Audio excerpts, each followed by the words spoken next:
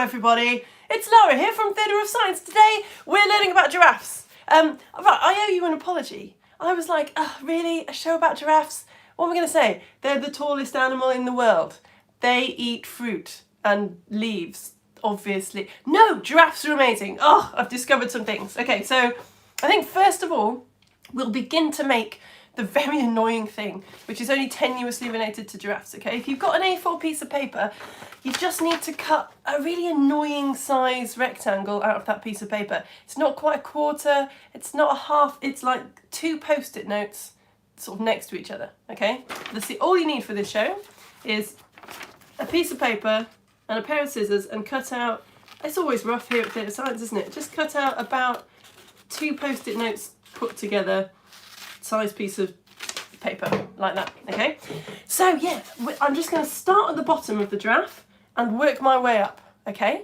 Because obviously the neck is the bit that everyone thinks of, but I've been amazed by facts about the hooves. So, we've done a dinosaur show already. We know that in the time of the dinosaurs, mammals were very small. They were living at night time, coming out to get food, scared of the dinosaurs. Dinosaurs die out about 64 million years ago, and suddenly mammals get big and awesome, and they have 5 toes, okay? And then mammals evolve, and some of them keep an even number of toes, and some of them keep an odd number of toes. They're called the odd-toed ungulates and the even-toed ungulates. So the odd-toed ungulates, quite rare. There is an animal, I say toes, I sort of mean hoof and toe, kind of the same thing, like evolved from. So there's an animal that evolved to have 3 toes instead of 5. Like 3 can you think what it is? I'm going to show you. There's only 2 odd-toed ungulates I'm going to mention. This is the first one. I love this kind of thing. I've never noticed this. Can you think of an animal that's got like sort of 3 bits on its hoof? It's the rhinoceros. Look at that. Look, clearly 3 toes. There you go. There's one more animal, which is an odd-toed ungulate, right? It evolved to only have 1 toe. Very famous animal with only 1 toe, 1 hoof. It's a horse. Everyone's favourite. A horse is basically just giving everyone the middle finger all the time. Apparently, if you x-ray a horse, you can see the kind of remains of the other 4 toes that evolved into 1. So anyway, the even-toed ungulates, they're more successful. There's more of them. So a giraffe is an even-toed ungulate, as is like a cow, a goat, a camel, a whale. A whale, yeah, whales. They've got an even number of toes in their flippers because they evolved on land and then evolved like into the sea. I can tell you don't believe me. I'm going to show you a giraffe's foot. You were probably just picturing 1 hoof, weren't you? But no. Check this out. There, see? Even-toed ungulate. There you go. Yeah, this is kind of words we're getting today. So the even-toed ungulates can be split into 3 groups. There's like basically the group with the pigs, the group with the giraffes, with the camels, and a group called the ruminants. All right? You've heard of the word ruminant? When we think of cows are ruminants, animals that eat like poor quality grass, animals that have got 4 stomachs so that they can like chew down and digest quite kind of low quality roughage. So a giraffe has got 4 stomachs, just like a cow. It's a ruminant. Cool fact about ruminants, you will know this, but you've never thought about it. They chew sideways, like that. Yeah, like now I've said it, you know, don't you? You've seen a goat doing this. It's because their teeth, it's true of giraffes as well. If you hold your fingers out in front of you, can you make it that your fingers are sort of flat all in a row? You see that in between your fingers you've got those sort of little kind of crescent shapes, like those little V shapes, right? That's what ruminants' teeth are like.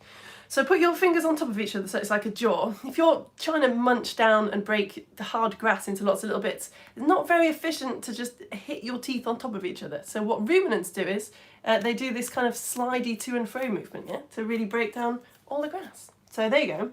I think that takes us away from the toes. Legs, obviously very long legs. They don't run that fast because they cover a lot of distance, if you know what I mean. So they can run at 35 miles per hour. Not for that long. Lions, which eat giraffes, can run at 50 miles per hour. So you do the maths, that's bad news for the giraffe. But luckily, it's got an extremely long neck and very good eyesight. So it's got a long run up because it can see the line coming a long way away. Right, let's do something else with this piece of paper, okay? If you've got your weirdly sized piece of paper, just fold it in half so that you have sort of one post. It's not a post-it note, it's a rectangle, but just fold it in half anyway, along the short edge, okay? So yeah, that's the legs. Oh, let's get to the patterns. This is a nice bit. So giraffes' patterns are like a human fingerprint. They're all totally unique, but humans had noticed that you could kind of put them into 4 categories. Like some giraffes had slightly darker pattern, some giraffes, the shapes were sort of more clearly delineated. But we thought that was just, I don't know, we thought they were still all just one giraffe, but it turns out no. Now they've looked at the giraffe's DNA, we know that there's 4 different species of giraffes, like totally different species. Okay, you need to cut, if you folded your piece of paper, cut 2 little triangles out of the folded end. So you need like a bit of fold and then a triangle and then a bit of fold and then a triangle. I'll show you. So yeah, and kind of the definition of a species is that it's just a small triangle, right? Like no higher than a penny. Kind of the definition of a species is that it can't breed with like different species. So I have no record of a zookeeper having 2 species of giraffe and not knowing and being like, well, come on, make a baby, and then being like, oh, this is awkward because I'm a Maasai giraffe and that's a reticulated giraffe and we can't. Anyway, yeah, apparently different species of giraffe, as different as, say, a polar bear and a brown bear. Yeah. Right, you're doing this with your piece of paper. We're getting there. The annoying thing will happen quite soon. Right, we've done the legs and so the front end is slightly more developed than the back end, so giraffe slope, that's a thing that they do. Shall I show you the other member of the giraffe family while you're cutting your triangles? There is, the giraffe is like a family of animals and there's only 2 animals in the family. There's the giraffe and there's also this little chappy who, I don't know, I'm laughing like it's got the raw end of the deal. This is just a giraffe, wait. This guy!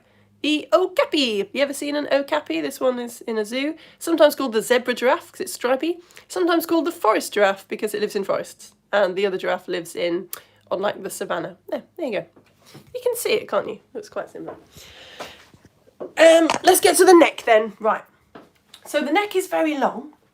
Obviously, it evolved that way so that it could eat high leaves in the trees. The cool fact I learned about the neck, so you might know this if you like giraffes, that a giraffe actually has the same number of vertebrae in its neck as we do. You feel the back of your neck, you feel you've got like backbones, yeah, vertebrae all down your neck. You've got 7, and so has a giraffe. Obviously the giraffes are longer, but also give your arm a wiggle. The giraffe's vertebrae are joined together in a different way to our vertebrae. So the giraffe's vertebrae in its neck are joined together in the same way that your arm is joined to your shoulder. It's called a ball and socket joint. Your arm sort of looks like that, the bone, and the shoulder looks like that. So it can move around a lot more. That's why giraffes' necks are all like, ew. Okay. Right, now you've cut your triangles. The last thing we need to do is just fold down a little edge on either side. So it's kind of like you've made a little T shape, all right? You've got the long edge with the triangles, and then at the top you folded down a bit of paper on either side to make a little T like that. So it's kind of famously, for a long time, people didn't think that giraffes made any noises. You might already know this. They have a larynx, like a voice box, and they've got a trachea, you know, a windpipe like us. But scientists thought that it was just too long for them to be able to do anything with it. Like they can snort and grunt, but they can't actually kind of really communicate. I think we're just going to have to use this now, right? So to use your really annoying thing, put your fingers either side of the T bar so that you've got the gap facing your mouth. Keep your mouth very relaxed and blow quite gently towards the triangles and see what happens. And maybe turn the noise down on your computer if you're sensitive to really, really horrible noises. Ready?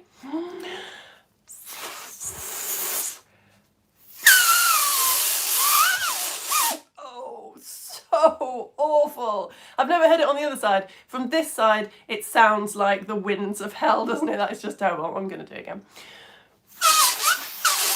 Look how this video just got another like. Thank you. Thank you. All I did was YouTube how to make a really annoying sound with a piece of paper. So scientists thought, so what's happening here is your voice is vibrating the paper at the end, and those vibrations are making air particles like knock into each other, producing a sound wave. Scientists thought that, I think the vocal cords on the giraffe are like 4 meters long, so they thought that there's no way that it would be like having a piece of paper 4 meters long. There's no way it would be able to vibrate in a way that could make it make a sound, but it can. They can hum. So these poor scientists at this zoo, it's a quote from them which makes me laugh. They compiled 938 hours worth of giraffe sounds over 8 years. They went to 3 different zoos and recorded giraffe sounds for 8 years, nearly 1,000 hours. And then they didn't listen to it, they looked at the graphs to sort of spot patterns to see when the giraffes were vocalising. But a quote from the scientist is, "Exploring giraffe vocal communication turned out to be time-consuming, tedious, and very challenging. We strongly suggest developing an automatic system." But anyway, they did discover this, that it turns out it's a very, very, very low hum. It's so low that humans almost can't hear it, like zookeepers had never noticed it. But they're humming, and they reckon it's because, obviously, their eyesight is very good, they can see a long distance, but at night time, they can't see very well, and they don't want to make noises because it would attract predators. So they think this very low hum is a way of sort of keeping the herd together and communicating with each other secretly, which obviously worked because we didn't spot it for ages. Right, so I think we've got to the tongue and then these little things on top, and then we'll do story time. So the tongue is kind of a purpley blue colour, and that's kind of like nature's sunscreen. Okay, if you've seen purple plants out and about, purple plants evolved in very, very hot countries. Purple it's kind of the way for the plant to protect itself from the sun so it doesn't gather too much sunlight. Giraffes the same thing. Obviously, you're doing it too, right? Do an impression of a giraffe eating a leaf, like its head's pointing upwards, its tongue's right to the sky all day. So yeah, nice. That's why they've got purple tongues, protect them from the sun. And these things are my new favourite word. These weird things on top of the giraffe's head are called ossicones. They are not antlers. Antlers are little stubs of bone which are covered in a thin, thin layer of fur, and they fall off. Ossicones don't do that. They're not horns. Horns are made of keratin, same stuff that your fingernails are made of. That's not an ossicone. An ossicone, it does a similar job to the antler or the horn, but it's just its own thing. It's made of, what's the word? It's made of, the tip cartilage, same thing that the tip of your nose is made of, and it's covered in fur. It's very unusual. But yeah, it does the same job. I've struggled to think of an example that isn't horrible, but it's like when giraffes fight, they swing their necks around and just use them as sort of clubs for whacking each other. So the ossicone is like a way of sticking a pointy thing into your club to make it hurt even more. It's not nice, is it? But they're so cute. So yeah, in the same way that like a high-heeled shoe would hurt more if it stepped on you than a trainer, it's just a way of getting more pressure, Right, so that's ossicones. I think we're done. I think it's story time. We've made a horrendous noise. Yeah, so story time is about giraffes and also like the history of France and a little bit about disease eradication. I just had a lot of fun with my reading the internet. No apologies. Here we go. I'm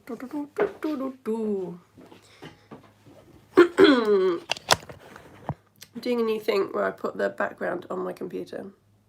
All feedback most appreciated. It was supposed to be a time saver thing. I'm not convinced that it has saved me any time, but I like it. Hold on, do you need a bit more light?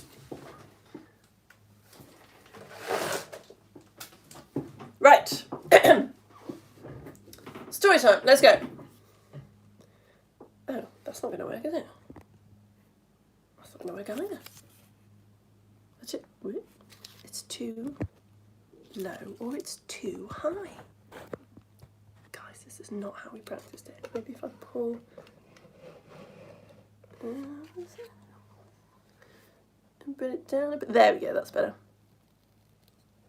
School run days, I'm telling you. Right, let's go. France!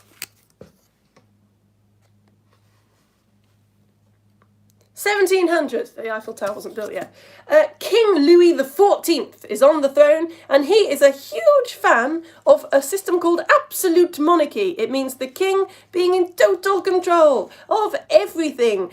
So he's got to make sure that the rich people don't rise up against him. But that's super easy because he's got somewhere called the Palace of Versailles, this beautiful, huge palace where he can hold parties and make everybody like him. And if that wasn't enough, he's also got a beautiful zoo where people can actually go to eat meals. Rich people are invited to come to his zoo and eat food while looking at exotic creatures like owls and eagles and ostriches and camels. He's got a lion. He's even got an elephant. I mean, no one's going to rise up against someone who lets them look at elephants while they eat delicious food, are they? The elephant is of particular interest, actually.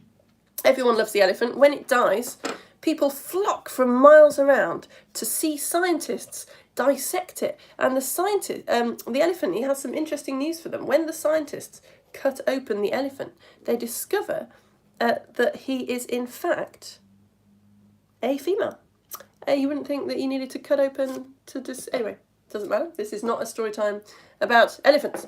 So Louis XIV is on the throne for 72 years. He's a world record holder. 110 days. This is the longest reign in Europe so far. Our queen of the UK, Elizabeth II, she has been on the throne for just over 70 years. I'm not going to say any more about that. I don't want to tempt fate, Your Majesty. Thank you for asking. The person in the world with the longest reign is Hooves II, who ruled Eswatini, what was Swaziland, for, let's find a picture of him, here he is, 82 years, like well over 82 years. So Eswatini used to be home to giraffes quite naturally, and then very sadly they all went extinct, partly because of human hunting, but also because of an incredibly infectious virus, probably, called rinderpest. So rinderpest is like measles, but it affects ruminants. So it gets called cattle disease, but obviously we now know that it also affects giraffes. It popped up pretty much when humans started farming. We have records of Roman people discussing how terrible rinderpest is. The chances of an animal dying once they've caught it are up to probably about 100%. So obviously it causes the death of a lot of humans as well, who are kind of relying on cows for stuff. Luckily, farming got more hygienic and humans developed a tremendous vaccine, and in 2011, not that long ago, rinderpest was declared no more. Totally gone. We eradicated it. It's only the second disease that humans have ever eradicated. The first one being, is there any adults in the room? What's the one human disease that humans have totally got rid of? It's smallpox.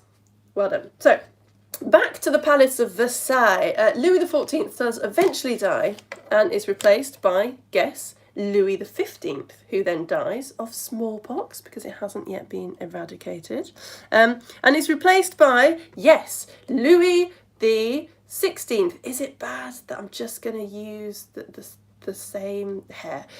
So Louis XVI has some terrible problems, okay? He loves animals. He adds a tiger to the zoo, Le Palace, and he adds a monkey, but he's not good at keeping the rich people happy, okay? He has to tax rich people. I mean, this is unheard of. Taking rich people's money? What? I mean, that makes them furious. And also, the whole country is very hungry, partly because there's been a terrible outbreak of rinderpest. So, long story short, the French Revolution happens. Oh no, the churches in France are trashed, even statues get their heads chopped off. It's a very bloody time. But I know what you're thinking. What happened to all the animals at the zoo? Well, they get a new home. They end up in a menagerie in a very famous botanic garden in Paris called Le Jardin de Plantes. The Garden of Plants, it's still there. Go and have a look. The menagerie is one of the oldest zoos in the world, and it's very famous for a visitor it had a few years after this. So in the 1820s, this is the last bit of the story, the ruler of Egypt was being mean to Greek people, all right? And he wanted to make France less cross about it, so he gifted them a giraffe. But how do you get a giraffe from what is now the South Sudan to Paris, okay? There's no trains or cars. It's a baby giraffe, so it needs milk. What are you going to do? You haven't got a fridge. How are you going to get a giraffe all that way? Well, the answer is it walked. This poor little baby giraffe that had been kidnapped from its home in Ethiopia and carried on the back of a camel to Egypt was then taken to France en hoof. And also, when it got to the sea, they got a boat and cut the deck out, so cut a hole in the deck so it would be able to see. And Atia, a Sudanese servant, went with her. There's Atia. So they spent a few weeks in the Mediterranean, and then they got to the south of France and had a winter there, and eventually the giraffe walked all the way from the south of France to Paris.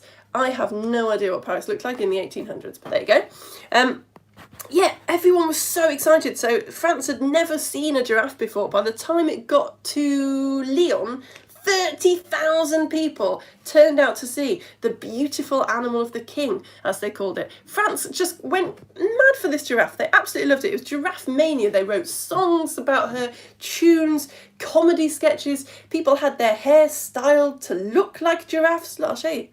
Here's giraffe hair and giraffe dress. Isn't that brilliant? Giraffe ties, there were giraffe hats. So the giraffe ended up living with Atia for her whole life. Atia, here he is, you can see him just underneath her head. He had a platform in her arena so that he could scratch her head at night, and every day he would groom her as a big performative thing for the crowds. Here's a painting of them. So the giraffe did not work for the leader of Egypt, okay? Europe just took the giraffe and then sunk Egypt's navy anyway, and Egypt had to stop being mean to Greece. But incredibly, Paris did work for the giraffe, so she actually ended up living for 20 years before being affectionately stuffed and put in a museum in La Rochelle, where her remains remain. The end. Right, you're not. So, reasons to go to France. Oops. Le Jardin de Plantes, the Garden of Plants. I mean, what other gardens? Oh, France. Right. That is to the end of the Giraffe Show. I'll do my quick ads and tell you how on earth I'm just doing this for free with my life now. And then I'll have a quick look on Facebook and see if you've left me any nice comments. So, yes, how I'm doing this for free, very quickly.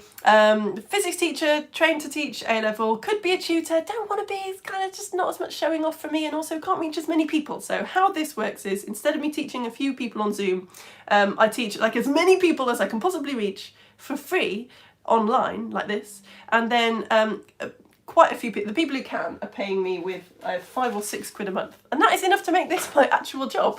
But it's hopefully not too much for you. In fact, I can even send you thank you gifts. So if you sign up with £5 or £6 today, I will send you some rainbow glasses. I'll show you. They're so cool. They make you see rainbows.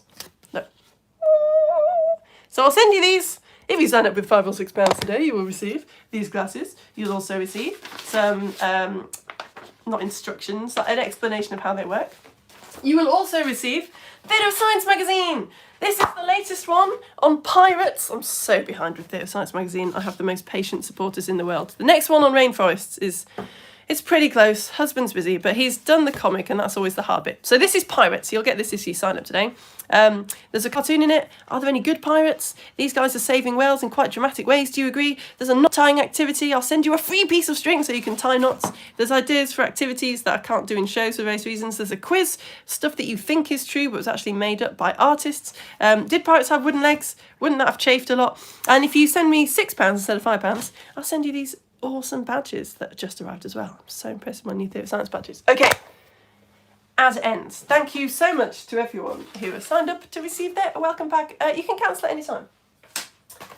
And now I'm just going to check my computer to see if you've left me any messages.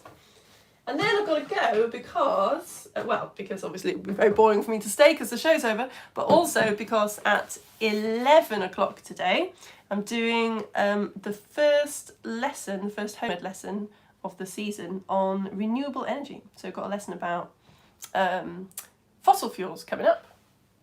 What is coal? How does it work? If you want to learn about that, you can come to my Facebook page at 11 o'clock and I will tell you. Yeah, in an hour. There you go. Right, this is the bit where I find out that none of you have left me any comments. Just embarrassing. Oh, look, comments! Yes! One of them's from English with Holly. sympathising over the fact that she's never got makeup on 5 minutes before her show starts either. Ah, Asa and Eunice and Shuki, hello! Giraffes are your grandma's favourite animal. Nice. Yeah, I think I think I'm pretty close to agreeing with your grandma now, actually. Favourite animal is a tough call, but yeah. Hello, Myron Rose. Oh, brilliant. We like the comments about the hooves. Oh, good. Oh, and you like the giraffe hair. Good. It's got a bit. I don't need giraffe hair anymore. I don't need giraffe hair for learning about fossil fuels. Oh, that's nice, Kai and Asa. Hello. Dara is thoroughly enjoying his new Wind of Hell instrument. Oh, good. Well, that's what it's all about. Excellent. All right. Thank you, you lot. That was lovely to know that he was watching. Thank you for liking this. That pleases the YouTube gods immensely. Yeah, if you're coming over to my Facebook page, then I'll see you at 11 o'clock for learning about fossil fuels. Or I'll see you here next week when the Lego Storytime show is about ducks. I got persuaded to do ducks. Ducks can't, surely there will be nothing interesting to say about ducks. But if you bring some food colouring, some oil, invites on my Facebook page, then we will find out together. Okay, bye. Thanks so much for coming.